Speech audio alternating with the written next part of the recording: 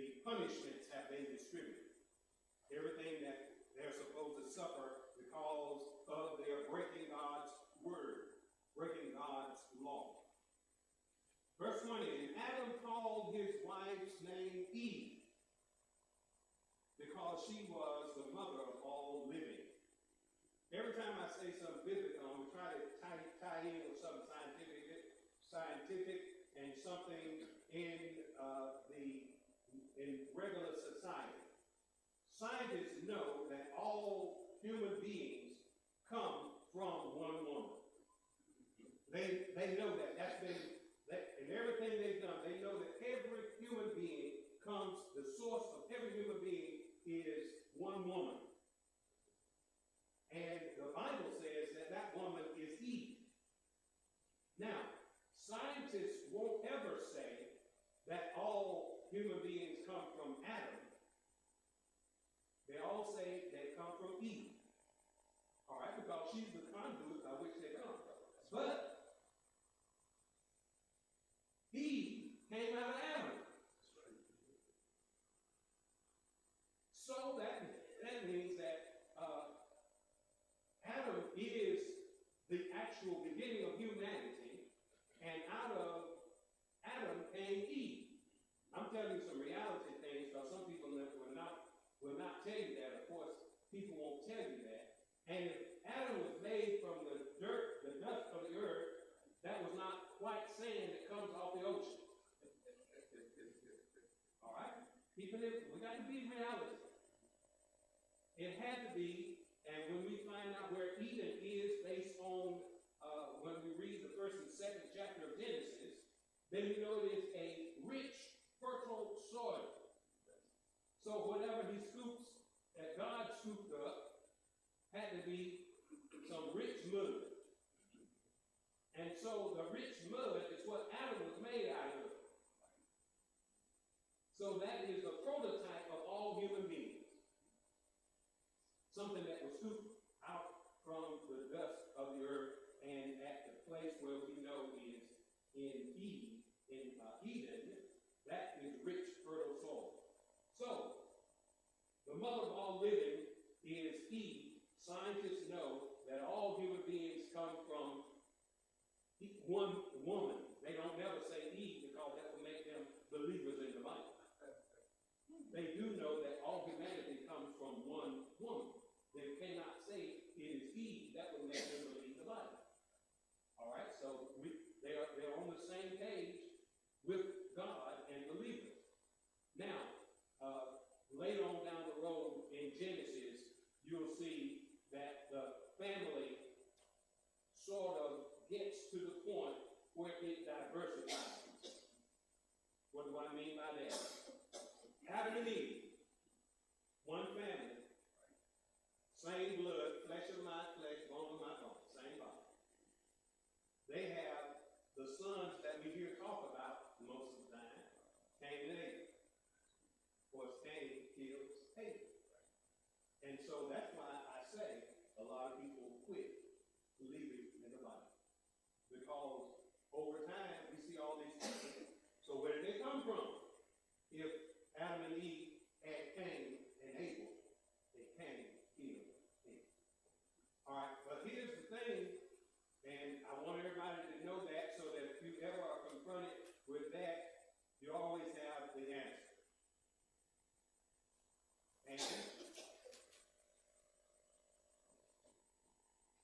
if we found out about Adam and Eve in Genesis, and we found about their punishment, let me go on from there before I get too far down the road. Unto Adam also and his wife did God make coats of skins and clothe them. That's the first time we see anything about clothing, because we go back. Now, it always would be good if you read up to this point, but I'm going to pick you out some things to read so that you will get to this point. So far, you see that in verse 21, God gave them coats of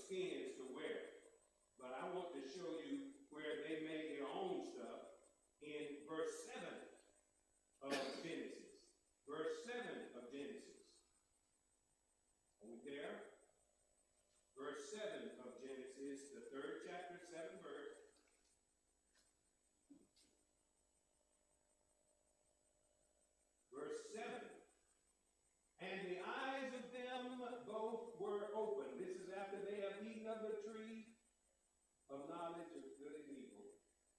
And they knew that they were naked. They didn't know it before. They've been naked all their life, all the whole time. Now they know it. And they knew that they were naked, and they sewed fig leaves together and made themselves, the word translated there is aprons. Now, we know what an apron is.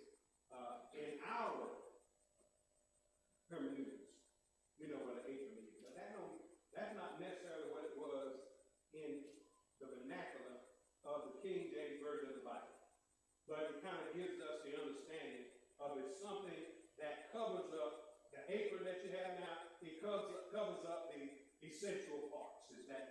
That's what they did. But they made it out of fig leaves. All right? But God gave them something made out of, verse 21 says they gave them something. I'm trying to make a point. 3:21 says that he gave them coats of skins and clothed them. I'm going to tell you something that is very deep, and I'm not trying to be all deep and all that, but I want you to know something. How do you get skins of animals? Right. The only thing you can take the stuff off of is if you take the wool off lamb, you don't have to kill it. But if you take the skins from animals, what do you got to do to them? You got to kill them.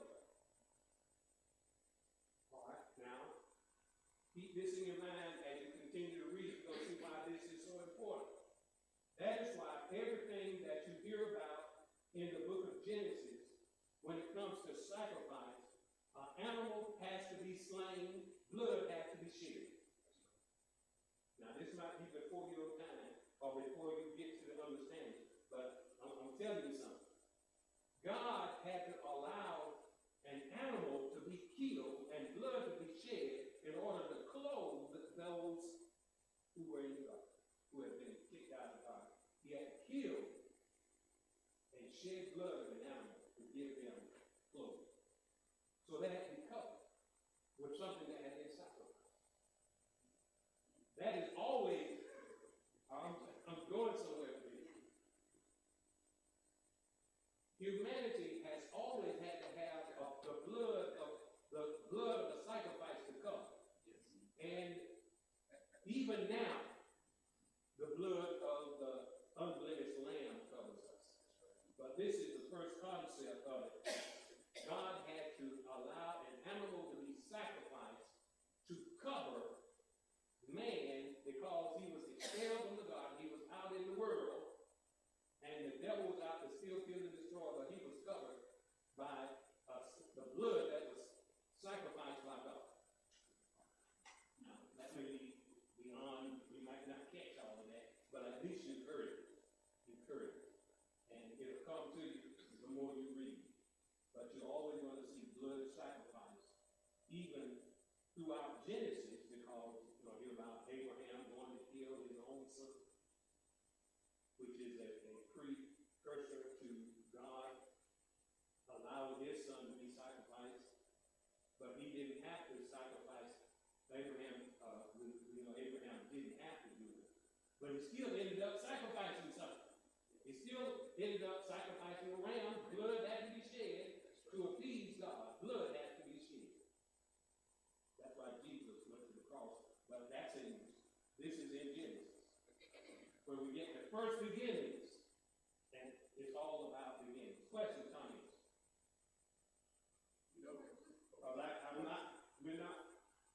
I'm not going to go. What I want to do, and keep hold your thought, is touch on every book, then come back and go through detail each book. Now, question.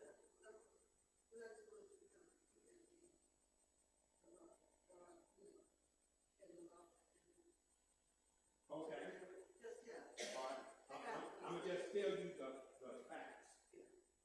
3:21. Genesis 3:21. It says, unto Adam also and to his wife did the Lord God make coats of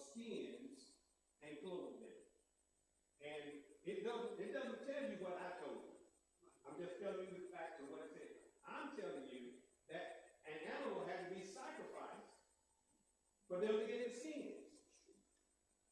Because they made for themselves, sewed together fig leaves, made themselves clothing. That was not sufficient. God gave them clothing that was from an animal that had to be sacrificed, and this is just a beginning to what you will see later throughout the book of Genesis, because we get to people like Abraham, and even later on down to Moses, all of them, they had to sacrifice an animal, and the blood had to be shed. Blood had to be shed for every sacrifice. Even Moses, before they could escape the death angel, they had to sacrifice unblemished lambs, put the blood on the doorpost. The reason why I'm bringing all this up is because it doesn't say that there was blood, but you can't have skins of an animal unless they are killed. Not unless you don't just shear a sheep and make wool, make wool garments. God could have done that too, but no. They had animal skins, so that means that. Does anybody else have another translation? Other than King James Version of the Bible? If you would see that you cannot have the skins of an animal without killing the animal. You see the Indians on the westerns, they had to kill the buffalo to get the buffalo skin. Kill the bear to get the bear skin. So you don't get skins of an animal unless you kill it. Now you can shear a sheep and get all the wool and make you wool garments, but that's not automatic. You don't just automatically get that. You don't have a coat just because you shear the sheep. You got to do something with the wool to make it into continuous cloth, because you just got pieces of wool just like you got to cut your hair off. You got to weave it together to make something. Okay, does that help your question? Okay. One of the things as well. And I go back to, even as you say, speaking of the rich soil. Mm-hmm. A lot of them, would, as you say, would not acknowledge that, because the thing is here. If you have that dark, rich mud, you can only get light. You can't get white sand and make it darker. So, as a lot of people say, well, no, even in the paintings, as you said, a lot of them look at it, okay, well, Jesus, was basically European. But the thing is, how, and that was, let's just hypothetically say that was the case. Where did blacks come from? You can, or in a printer, you can write out that black ink. And then it started getting light. Exactly. You can't use it, color print, and it get darker. That's not going to happen. That is so true. And the other thing is, you have to understand that, and I said when you say something in the Bible, then you can say something science. Science acknowledges that you can't start with light and get colors. True. You have to start with dark. That's right. And it has to be broken down. And when you get the rainbow is the broken up colors. And they start with darker going to lighter. But that's a whole another story too. All right, questions, comments. So when we understand that the first five books of the Bible give me the name that we call the first five books. There are two names you can call, two or three. We know that not the names of the books, but the whole five is called what? The law. There's another word, Pentateuch. That means the Pentateuch, 5 laws. That's what that means. From the Pentagon treatise. The books of Moses. They're called the books of Moses, the 5 books of the law, the Pentateuch.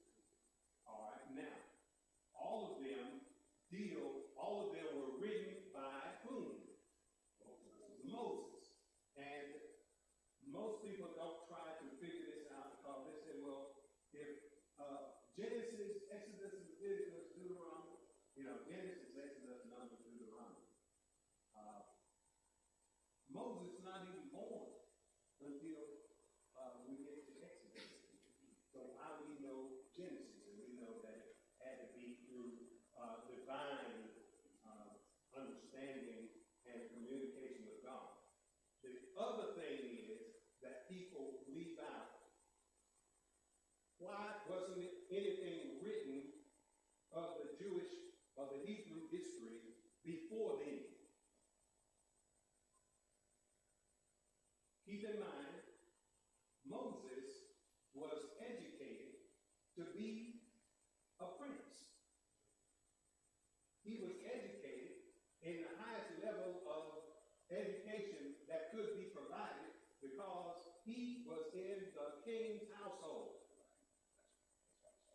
He was in fact, if you listen to the movie, the Bible doesn't tell us this.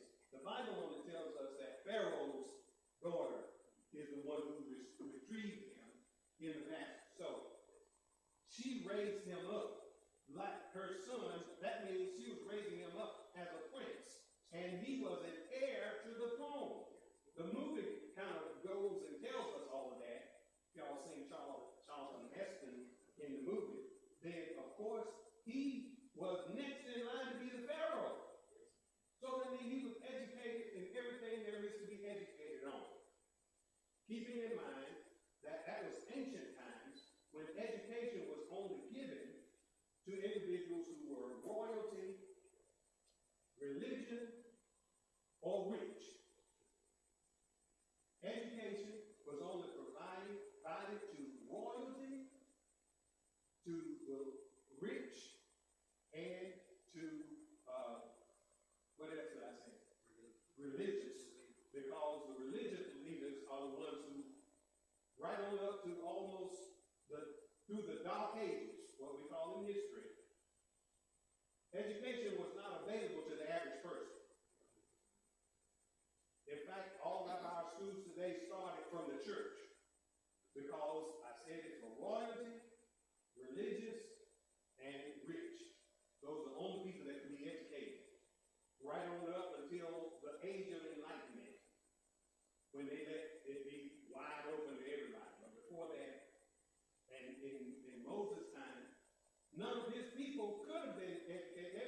They were worse than black people in 1800 United States. That means they couldn't read. They're not supposed to read. They were not given education. When Moses was born, he was born into slavery. People say that don't understand that concept. They were born into slavery. They were forbidden to learn. Moses was raised up in the Pharaoh's house. He learned how to read, write, and he learned all the sciences. He learned everything. He learned languages. And so he was able to write down the things that God had given him and put it in the concepts of law. Now, of course, God himself wrote the Ten Commandments, but that's not the whole law. They had so many laws that they almost drowned out the Ten Commandments. with 613 laws. So if you read Exodus, Leviticus, and then repeated in Deuteronomy, there are more than just 10 laws. There are a whole lot of laws that lead up to the 10 laws. In fact, they put more weight they added more weight to the Sabbath day, so much so that you couldn't even go nowhere on the Sabbath day.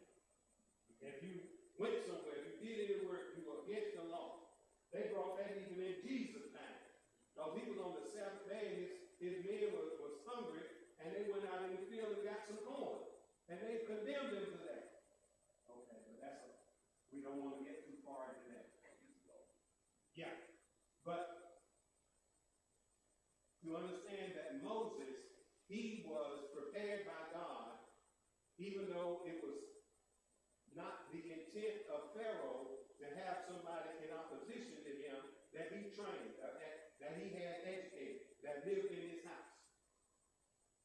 But that is what happened. And so when Moses got with the people, then he could actually use the education that he had to put all of the things that they knew and practiced into writing. They had never had it in writing. It was an oral tradition, meaning that they passed it down just like when we hear about native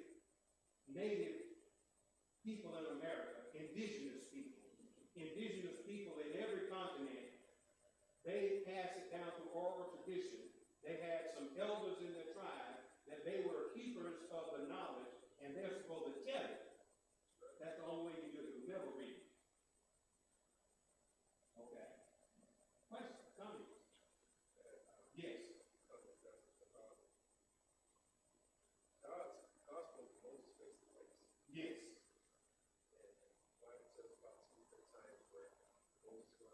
Well, I'll take that back. Moses said himself that he's never seen. Not face to face. Right, yeah. He's never. That's right, because He said he had to turn his backside. That's right. Okay. My apologies. Not me. He was in the presence Of God. Yeah. physically in the presence of him. God spoke to him. Right. So God gave that to him. Right. But by the fact that he was already educated, he could put it down. Nobody else could have done that.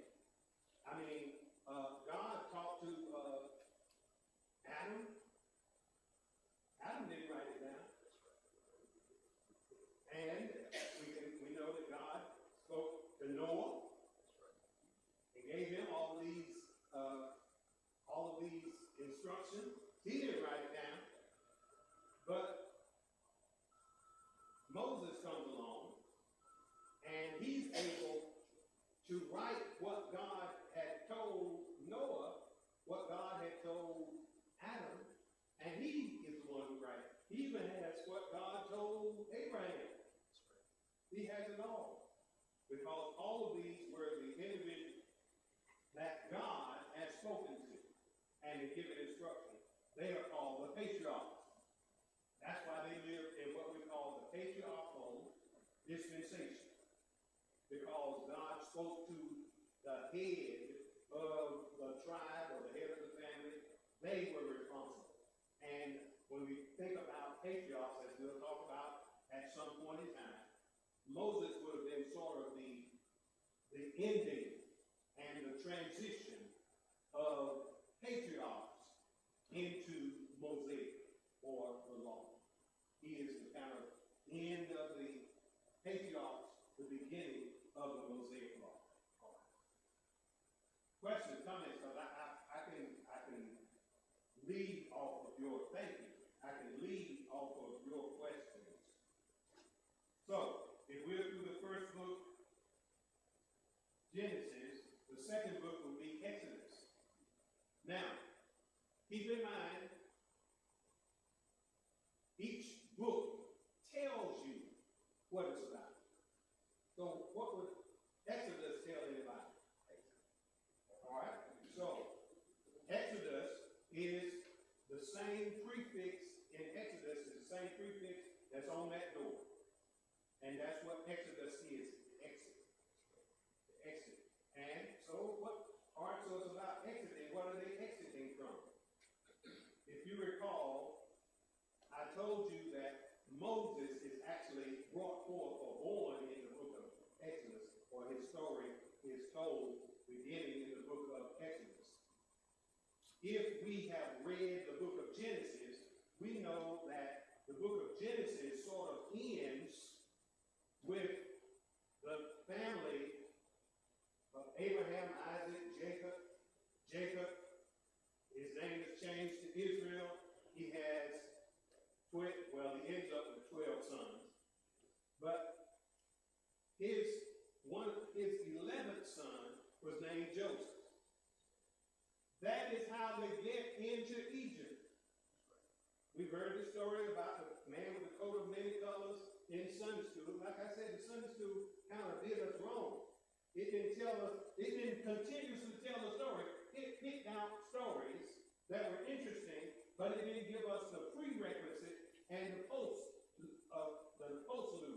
It didn't tell us what happened before, what happened after.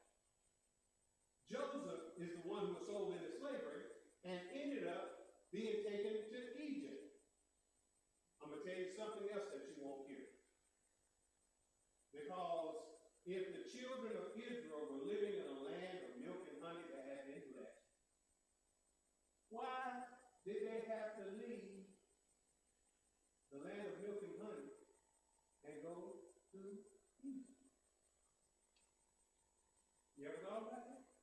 So the way I understood and learned, there was a famine. Okay, there was a famine. So, I'm glad you brought that up because I want to explain to you why they had a famine. If there was a land of milk and honey that God had blessed, they had the famine because they sold their brother. Do you realize that The reason why they had so many famines in Africa and it got to be to the third world countries and European countries came and took it over is because they sold their brother. So, I mean, the same thing that the Bible had already done, example, they did the same thing. It was not all of Africa, but the parts of Africa that had famines and all of that is because they had the same situation that Joseph had with his brothers. All right, go ahead. I'm gonna ask a Sure, question. that's the place. I'm gonna fast forward all the way to the 21st century. We realize that Africa is still having issues now. Right. Could that very well be, not from that standpoint, but could it be, because again, we as slaves were sold, or That is, yeah. Now, we are almost past that point. right? The reason why it's going through another problem now is because they're fighting each other because they're not the same ethnic group. They're killing tribes. Tribes are killing tribes. And that happened because Europeans came and took over most of the land and stripped it of its minerals and wealth, and they put one group against another group. Now the Europeans are out, and the native people are trying to take it back, as in South Africa, the most prominent one. They have about 7% of the people there are white, and they own 80% of the land. And the black people, majority, have only had authority about 30 years. They didn't get it until Nelson Mandela came in. Nelson Mandela was in prison 35 years protesting that. But once they finally got it, the reason why we're talking about that is because Elon Musk is a product of that. He was born there. His daddy was in charge of one of the people in charge of the apartheid government. And now they have some new order. They're trying to get back some of the land, the 90% of the land that the 70% of the people own. Y'all hear what I'm saying? 7% of the people are white. They own 80 to 90% of all the land. And the black people who are 90% are trying to get some of the land. And so Donald Trump has said that he's going to withhold any kind of aid to South Africa because they're treating the white people bad. The same way that they did black people in America. They're saying that the white people are doing that to the black people are doing that to white people. Now all of a sudden he's upset about it. You had a question. Oh no, I just have a friend. Our former builder was from Ethiopia. Okay. And then I have a friend, Kenya. She's probably about 67. Okay. But She's seen that transition. she did. Okay. And she was telling me how, even she was a part of the tribe. But she was 17 when she actually came over here, her and her son. But her mom is in London because over in Africa, she's from Kenya. And but she was telling me how her own tribe, they sold, how the Europeans came over there. Her own tribe sold, sold the big guy. Okay. So they could work the field. And she said, she said her tribe sold her for machetes. Okay. They wanted machetes. Yeah. She said, you know what that is? I said, yeah. And she said, because that's what they wanted, to be able to cut things down and everything like that. So she gave a big history to me on it, and how her tribe and how they're doing it now, because she does all her family still lives in Kenya. And then my builder, she built over there in Ethiopia. Ethiopia. And her mother still lives in Ethiopia. difference in America and over there. Okay. And the thing that we don't understand is that there are 54 countries in that. And not only that, but the ethnic groups, tribes don't get along with each other. They don't. And sometimes they kill off each other, and the white Europeans are standing by watching. Watching it. Yeah. Right, because if y'all kill all of them, we'll take it over. And that is what has happened over the centuries. And now that they're trying to get some of it back into focus, there are people who are like our president who don't want to see that because that is DEI. You're trying to make diversity, education, and inclusion, and that's exactly what he is against. Okay. We'll see how that sparks. The Bible has relevance because everything, we can find out why we are where we are just by looking at what the Bible has already told us. Okay, now, the reason why I was saying Exodus is because Genesis, the last chapter in Genesis, I'm going to tell you this for free. The last chapter in Genesis is the first chapter in Exodus. So, that kind of tells you something. If the last chapter in Genesis, the story, that's the last chapter in Genesis, is the first story in Exodus. Because it has Joseph and his situation and how he ends up in captivity, but God elevates him. God blesses him, elevates him. He's at a high status. And because the land of milk and honey that God gave Abraham as an inheritance, all of a sudden now is uninhabitable. Because there's a famine there, because brother sold brother. And God didn't like it, turned his back on it, and let it go down. And so they ended up having to leave what God gave them. They had to leave what God gave them and go to a foreign land. They ended up going into Egypt. And at first they are invited guests. And that generation knew Joseph, and Joseph was a hero. But the next generation knew not David. Well, I said David, but the same thing happened to David too. The same thing happened with people. They forget who was in charge last year. Whoever was in charge, that was in the past. And now, who's in charge now, they don't know. And they said, these people are not like us. That was somebody should have thought that. They say that. Yeah, these people are not like us. And as a result, we don't know if they're going to fight us, go with the other people who attack us. They might get on their side. And so as a result, they made them slaves. And they put a prohibition against having childbirth, male childbirth. If you had a male was born, they wanted to execute him at birth. And that's how Moses got on the scene.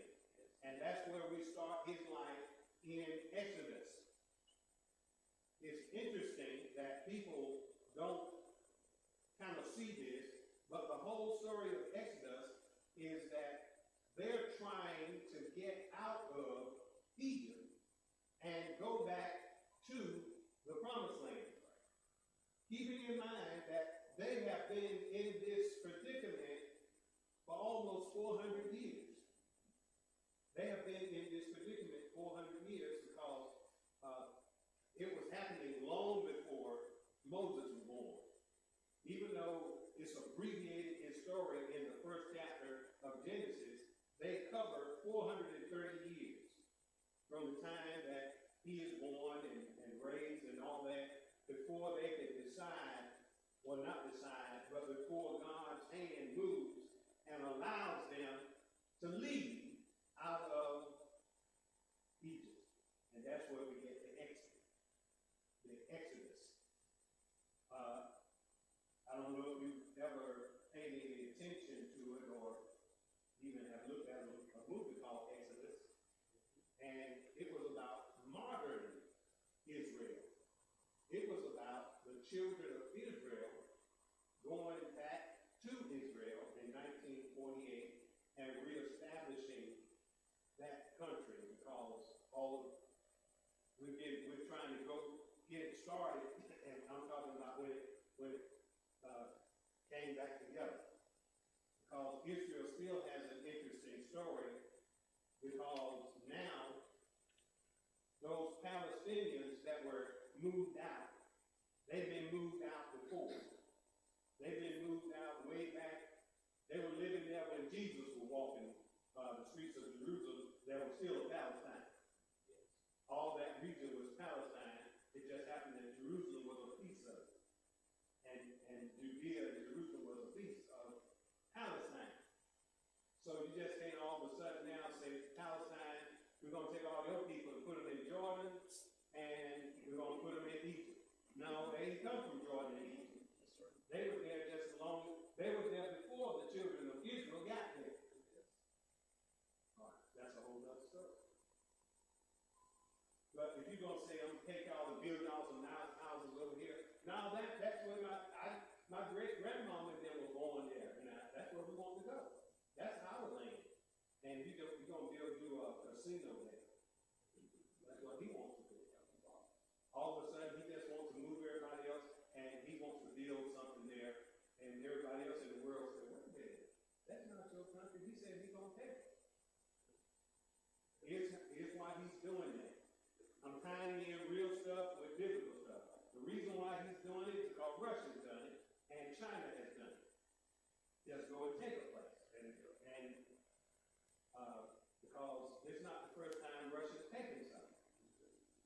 And so they didn't have the opposition that they got when they went to Ukraine. Because they took Crimea, nobody didn't say a whole bunch about it. And China wants to go ahead and take Taiwan back, which Taiwan has always been China in my group, but people in Taiwan don't think that. So, but China thinks that that's theirs, and so our president says all these other dictators are taking countries. I'm the new dictator, and I'll take another one, and I'm gonna take he's gonna take the Panama Canal, and he's gonna take Greenland. Other people's stuff. He wants to take other people's stuff. Because there's something valuable. That's why people take countries. That's why Russia wants to take Ukraine, because that's their access to the ocean. And it has vast resources there. In fact, for a while, it was Russia. It was the USSR. It was not, it was all the Soviet Union, and Ukraine was in it. So whenever Russia was in a war, it was Ukrainians in it. With Russia. All of them were Russian. To us. They were the Soviet Union. All of them were together. Okay, let me move forward. When we get to the books of Exodus, that's the Exodus. They say that they were going back to the promised land. I need to explain that concept for everybody because it's confusing. They're going back to the promised land and they never been there. So what are they saying? What does that mean? What are they doing? They're going back to where they come from. Where their parents, Exactly. their ancestors. Ancestors. They ain't never been there. All these people have been in Egypt 400 plus years, so none of them ain't never seen it. They ain't never seen it, but it's in it. They've been told the story. Like I said, everybody still knew the story. They knew everything about Abraham, and Abraham passed down to Isaac, Abraham, Isaac, Jacob. Jacob's name changed to Israel because he wrestled with God. That's what the word Israel means. He wrestled with God, or had a confrontation with an angel who they say that he was wrestling God. I know he couldn't have beat God, but he couldn't be an angel either. So either one he wrestled with, he was strong and he was persistent. He would not let go, and whoever he was wrestling with, whether it was God or an angel, they had to cripple him in order to get away. And in his inner life, they had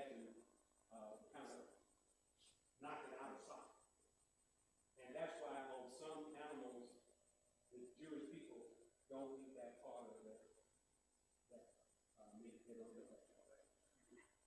So, I mean, that's interesting, but as you read, all of this stuff will come, you say, okay, I heard Reverend Harris say that one time. But that's why they don't do certain things. He always had sort of a limit after that. That was built into their tradition. But they were trying to go back to the promised land. Because some people say they're going to the promised land. No, they're going back. They're not going to a new land. They're going to a land that was given to them by their ancestors. Because God gave it to Abraham. Abraham is way long out of the picture, but he's still in their history, still in their heritage. They still say they are children of Abraham, even up to Jesus' time, when Jesus tried to tell them that they didn't have special privilege. They said, we the children of Abraham. And that's what they're still saying today. Those people in Jerusalem and Israel, they're the children of Abraham, and they got special privileges. Okay, they got special privileges, yes, because in the 12th chapter of Genesis, they have a promise. And God can't break his promise, can he? God told them in the 12th chapter of Genesis, told Abraham that you're going to be blessed and all flesh breed. So you always know what promise God gave to Abraham, and therefore is inclusive of all of his offspring. And then, I don't have enough time, but I'm going to try to tell you the difference between, the difference and the sameness of Hebrews, Jews, Israelites. Why they call them, all of them sometimes, you get confused. Hebrews, they're children of Israel, then they're called Jews. But there's a historical time that all of this covers, and hold it to the next time. But anyway, let's go to the 12th chapter of Genesis.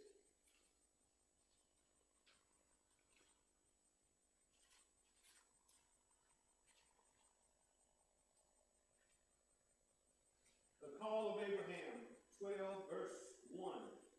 Now the Lord had said unto Abram, get thee out of thy country, and from thy kindred, and from thy father's house, into a land that I will show thee. And I will make of thee a great nation, and I will bless thee, and make thy name great, and thou shalt be a blessing. I will curse them I will bless them that bless thee, and curse him that curses thee. And in thee shall all families of the earth be blessed. Now, there's a whole lot in that promise, but that's what God promised him. And that is why everybody over the centuries that have come against the children of Israel, regardless of what century it was in, something happened to them if they did harm to the people of God. Something happened to them. That the nation itself that messed with them was destroyed, or the people that nation lost its status in the world, starting with Egypt. Egypt, of course, by some standards, was the greatest empire in the world at the time of their golden years. They had a confrontation with God's people. After that, you don't ever hear about Egypt being great again. In fact, if you look at Egypt today, you wonder, how in the world they were the greatest nation in the world? They ain't nothing there. But they were the greatest nation in the world. And then, of course, the next group that came upon them, when we hear about Nebuchadnezzar and the Babylonians, even before them, the Assyrians, we don't even hear nothing about no Assyrians. But then Babylon came along. Babylon, it destroyed the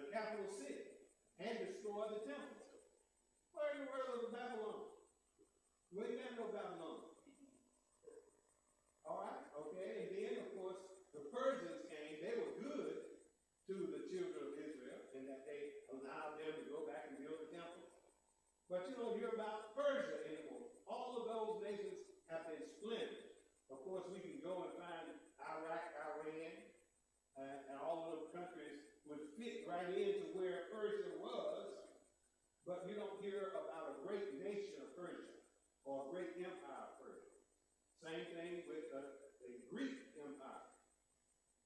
If all the Greek Empire had ruled the world, we know the Greek Empire ruled the world.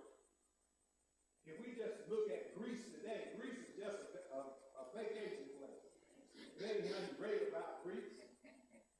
And then we look at the next great empire, of course, was the Roman Empire, which is centered around Rome, was the center, but the capital of Rome, it kind of fluctuated over the centuries. But there is, the only power that comes out of Rome is the Vatican, and it's a religion, it's the religious power, which is still great and influential in the world. They already are the first ones to condemn our president, for not treating migrants correctly when he says that Jesus himself was a migrant and an immigrant, had to flee his country and go to Egypt. This was talking behind the boat, because that's what happened. Jesus was a migrant. His family had to leave their home country and escape for persecution of the king and go to Egypt, a foreign nation. But I'm going to tell you something else, and then I'll be through. If Jesus had to have refuge in Egypt, let's go back and if we study the Bible, we know that Abraham had to have refuge in Egypt. We know that Moses had to have refuge in Egypt. And as the scripture said, out of Egypt have I called my son. Now, if Jesus himself was in Egypt and Moses was in Egypt, that refers to both of them. Out of Egypt have I called my son. Okay, we're going to leave that alone. I'll let you have a question and that'll be all. Somebody have a question. Write down that you want to hear me talk about something that I already forgot what I said I was going to talk about. Or you want to talk about, make sure you tell me that you want to talk about Hebrews, Israelites, and Jews. And there's a reason why they're called all those things. You know, one of the things that even though just as God punished that nation, Okay. but you know, it's amazing how, in my head, he didn't give the individuals. Right. He got the whole nation. That's true. The whole nation had to suffer just because of those brothers. And let me tell you something else about who has attacked God's people, the Israelites, like Germany, I named all those old foreign, those old ancient countries, like Germany and some of the other Russians, they were all had animosity toward the children of Israel. But the point I'm trying to make is after all of the World War II humiliation of the Jews, and the Jews decided they wanted to leave Europe and go back to their own home country. Palestinians were living there. But you know who jumped on their side? America and Great Britain. They went and moved the Palestinians out and put Israel in there. And they started a war in 1948 because the people already living there said, how y'all gonna move them? They have been gone hundreds of years. And that's why it's still happening right now. But all of those countries who went against Israel were defeated. America and Great Britain always stuck with Israel. And that's why they're blessed. Remember the 12th chapter? Everybody will bless you, be blessed. Everybody will curse you, be cursed. America stood on this side. Germany didn't. Germany, by the wayside, they're still existing, but they are not a military might. In fact, they were forbidden to do anything military. But I just wanted to say that America and Great Britain, because of their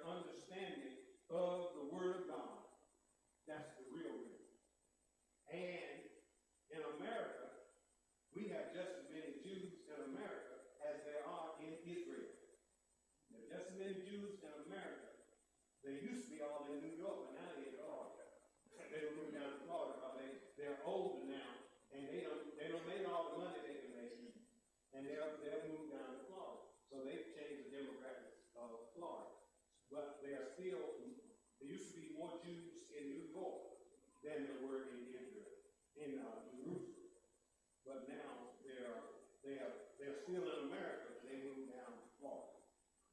Questions, comments? Oh, yeah, okay. Yeah, and she's of the Jewish heritage. That's where they are. You got some in, just about every state, but when you get a mass movement, they were all in New York. In fact, they still got a whole group in New York. They still got a whole group in New York. Because I went down one of the streets in Brooklyn, they won't know like you. And they probably looked at me, why am I on this street?